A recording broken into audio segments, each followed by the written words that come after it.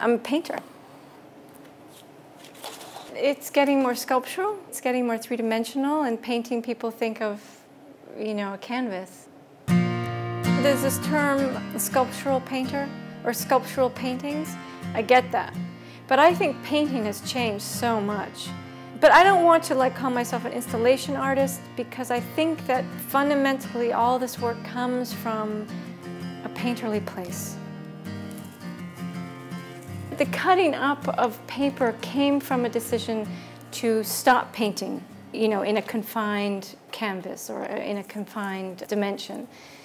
And I had been painting very specific shapes on canvases that had come from this sort of manner of automatic drawing, creating imagery freely, without any intention. So it's sort of, truly an abstract kind of way of drawing.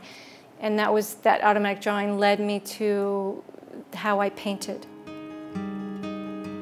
So I would make a drawing, I'd fill notebooks with drawings, and then I would choose a shape that I liked, and I would copy it onto my canvas. Either, I would blow it up or I'd keep it the same size. It's very meticulous work. I draw the image and then I paint. And the paint application doesn't have any gesture. It would take me months to do a painting because it was very intricate. And I would, very, very still and paint and listen and paint and paint and paint.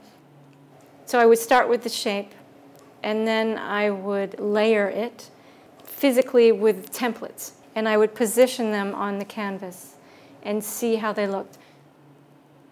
I looked at one of the templates, and I just thought, oh, I'm going to cut that up. And that just brought on a whole new way of thinking about it. I started laying the paper one on top of the other. I needed more, so I painted paper. And then I would have a whole pile of paper.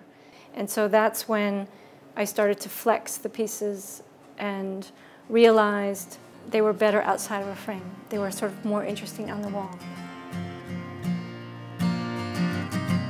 Although it's this huge leap in process, it actually is a very straight line from one idea to the other. The installation process is a very repetitive and obsessive process. I'll come to the gallery and be given a space. And I try not to prepare myself. I try to just come with these elements of cut paper, look at the wall, and then install it. Sometimes it goes right up. Other times I take it down, there's something that bothers me about it, and I take it down and start again.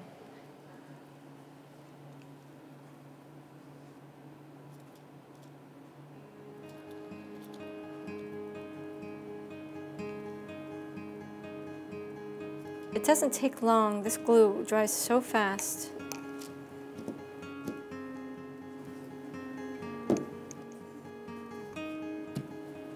These days, buying a lot of watercolor paper. I'm using the watercolor paper because of the texture and the weight. The weight of it is so nice.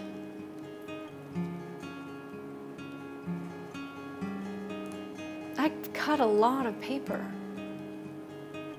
I need to have a lot of it in order to, when I start to work with it on the wall, that I'll have all that I could anticipate. And I do it all by hand. It's not laser cut. It's with a X-Acto knife. There's a lot of preparation.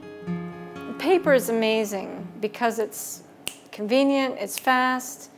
You look at the pieces, you see the brushstroke, you see all those decisions that were made. I'm from Maine. I was born in Vermont, grew up in Maine. My first love was sculpture. I went to Bennington College. I was an interdivisional major in poetry and sculpture.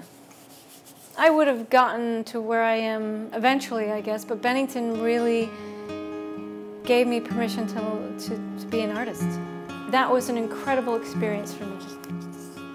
It wasn't until after I left Bennington and I moved to New York that I realized it was very difficult to find a sculpture space, because I welded.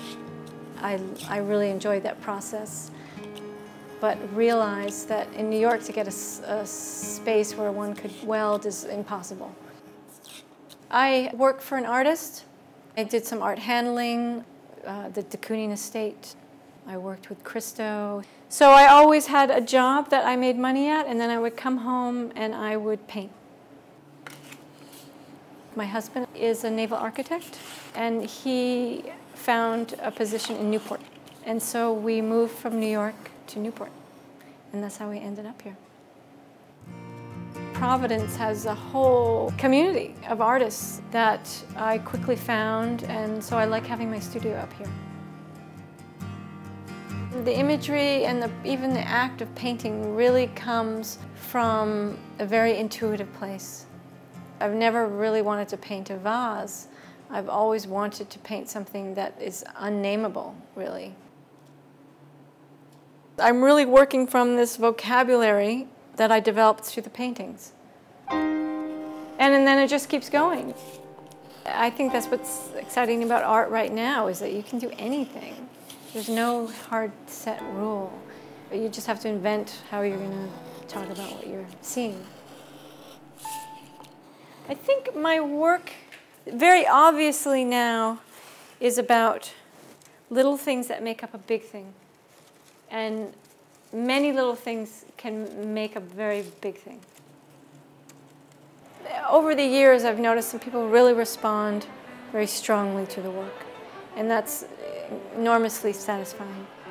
I really enjoy a well-curated show. It's always interesting talking to people that see the work. I love that process of someone coming into the gallery and looking at the work and having a conversation. It's always about how did you make it. And so I guess there's sort of a mystery around how I'm making it that is interesting to people. I can't imagine making the same work forever. For me, it just wouldn't sustain me. I have to kind of make leaps. This is what I do every day. This is all I'm doing. I'm definitely taking it as it comes, but I am looking for bigger spaces and trying to gain momentum. One thing leads to another around here. Feels like, one thing leads to another thing. And just keeping that avenue open is the important thing. And that is about coming to the studio every day. It's work. When I close that door, it's like time to get to work.